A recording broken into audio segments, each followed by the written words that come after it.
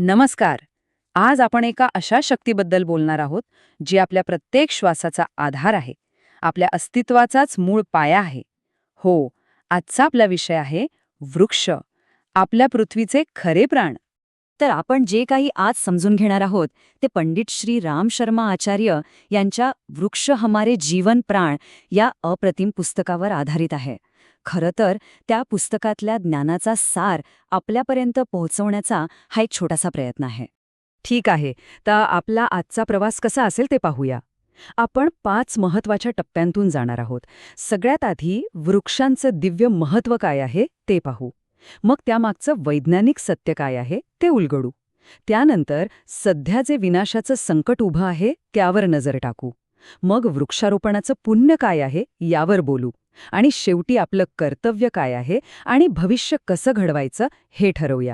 चला तर मग सुरुवात करूया आपल्या पहिल्या भागापासून, वृक्षांचं दिव्य महत्त्व. कधी विचार केलाय की आपल्या पूर्वजांनी झाडांना इतकं आध्यात्मिक महत्त्व का दिलं असेल? काय असेल यामागे त्यांचा विचार?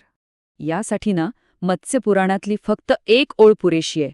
ऐका, 10 सद्गुणी पुत्रांच्या बरोबरीचं पुण्य फक्त एक वृक्ष वाढवण्याचं आहे. विचार करा, किती किती मोठी आणि शक्तिशाली कल्पना आहे ही. आणि हा आदर फक्त काही श्लोकांपुरता नाहीये, तो आपल्या इतिहासात अगदी खोलवर रुजलाय. मोठमोठ्या ऋषीमुनींना ज्ञान कुठे मिळालं? राजवाड्यांमध्ये नाही, घनदाट अरण्यांमध्ये. स्वतः भगवान बुद्धांना बोधिवृक्षाखाली ज्ञानप्राप्ती झाली. आणि एवढंच नाही, आपले जे पवित्र ग्रंथ आहेत ना, ते सुद्धा वृक्षांच्याच शीतल छायेत लिहिले गेले. बरं, मग हा सगळा श्रद्धेचा भाग झाला. पण मग मनात प्रश्न येतोच की ही फक्त एक प्राचीन श्रद्धा आहे की यामागे काही ठोस वैज्ञानिक कारणं पण आहेत? तर गंमत अशी आहे की आजचं आधुनिक विज्ञान आपल्या पूर्वजांच्या याच श्रद्धेला आश्चर्यकारक तथ्यांसह दुजोरा देत आहे. तुम्हाला माहितीये का, आजच्या विज्ञानाने एका झाडाच्या सेवेचं आर्थिक मूल्य काढलंय. आणि आकडा ऐकून आपण थक्क व्हाल. एक झाड त्याच्या 50 वर्षांच्या आयुष्यात तब्बल 15 लाख रुपयांपेक्षा जास्त किमतीची सेवा आपल्याला देतं. हो, 15 लाख रुपये. अविश्वसनीय आहे नाही का? पण हे 15 लाख येतात कुठून? चला याचा हिशोब बघूया. साधारण 2.5 लाखांचा ऑक्सिजन, तब्बल 5 लाखांचं प्रदूषण नियंत्रण, 2.5 लाखांनी जमिनीची सुपीकता वाढवणं, 3 लाखांचं पाणी आणि आर्द्रता सांभाळणं आणि वर 2.5 लाखांचा पशुपक्ष्यांना निवारा. ही सगळी सेवा आपल्याला दिसत नाही, पण तिचं मोल अमूल्य आहे. आणि याचा थेट परिणाम आपल्या आयुष्यावर कसा होतो हे तर अगदी स्पष्ट आहे. एका बाजूला विचार करा, जिथे झाडं नाहीत तिथे काय आहे? प्रदूषण, आजारपण, मानसिक ताण. आणि दुसऱ्या बाजूला जिथे हिरवळ आहे तिथे शुद्ध हवा, चांगलं आरोग्य आणि मनाला शांती मिळते. फरक अगदीच समोर आहे. आणि म्हणूनच पिंपळासारख्या झाडांना आपल्याकडे इतकं पवित्र का मानतात याचं वैज्ञानिक कारण आता समोर आलंय.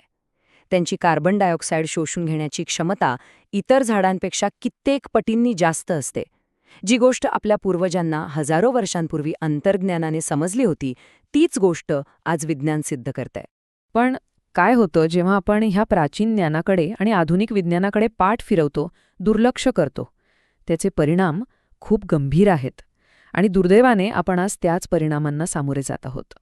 इतिहासात एक खूप मोठं आणि भयाण उदाहरण आहे अरब देशांचं.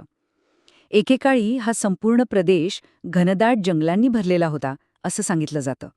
आणि आज तिथे फक्त ओसाड वाळवंट आहे. हा कशाचा परिणाम आहे? हा जंगलतोडीचा थेट परिणाम आहे. आणि आपल्या सगळ्यांसाठी ही एक धोक्याची घंटा आहे.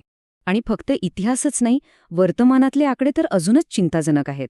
गेल्या फक्त 50 वर्षांमध्ये आपल्या वातावरणातला कार्बन डायऑक्साईड 0.030% वाढून 0.044% पोहोचलाय.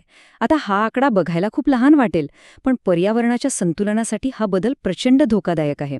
आणि याचा थेट संबंध कमी होणाऱ्या झाडांशी आहे.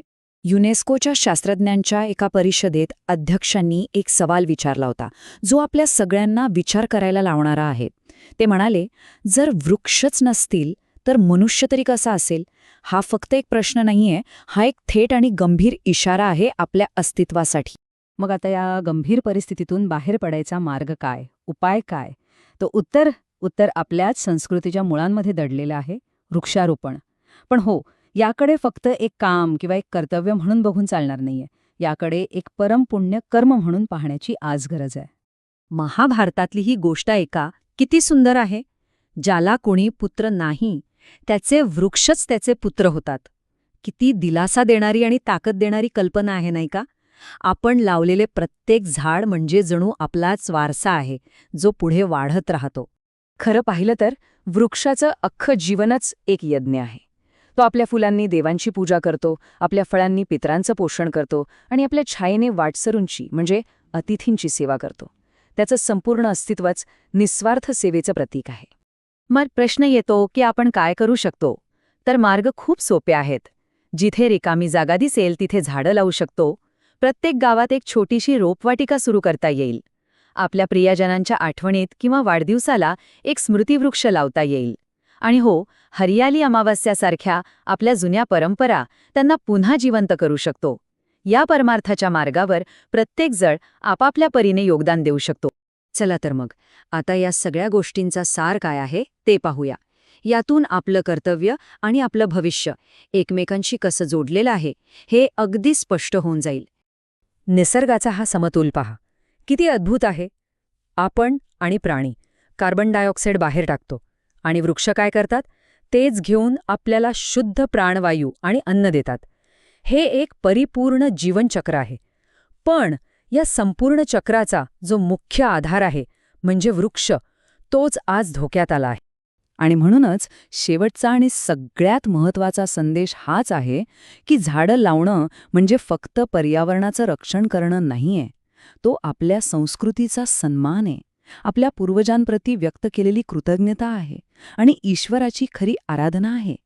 आपलं आणि आपल्या येणाऱ्या पिढ्यांचं भविष्य ह्या एकाच पुण्यकर्मात दडलेलं